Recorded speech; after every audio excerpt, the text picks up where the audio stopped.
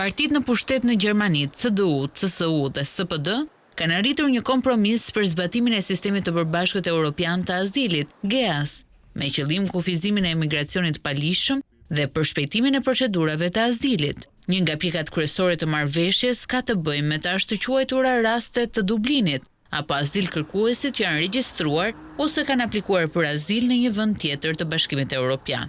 Këta persona mund të mbajnë deri në 3 muaj në qendra të posaçme azili, me qëllim lehtësimin e kthimeve dhe parandalimin e zhdukjes së tyre para deportimit. Vendimi për hapjen e këtyre qendrave u lihet landeve federale dhe kërkon gjithashtu miratimin e Bundesratit apo dhomës së përfaqësimit të landeve. Masat e reja nuk do të zbatohen në mënyrë të njëjtë për të gjithë. Sipas SPD-s, fëmijët, familjet dhe grupet e cënueshme duhet të mbrohen nga kufizimet të panevojshme. Parashihet që të mos ketë ndalim për fëmijët, të sigurohet kujdes shëndetësor i përshtatshëm dhe që familjet si rregull të mund të largohen nga qendrat e pritjes pas 6 muajsh. Një tjetër ndryshim i rëndësishëm lidhet me tregun e punës. Azil kërkuesit dhe personat e toleruar do të kenë mundësi të punojnë pas 3 muajsh qëndrimi, në vend të 6 muajve siç ishte më parë.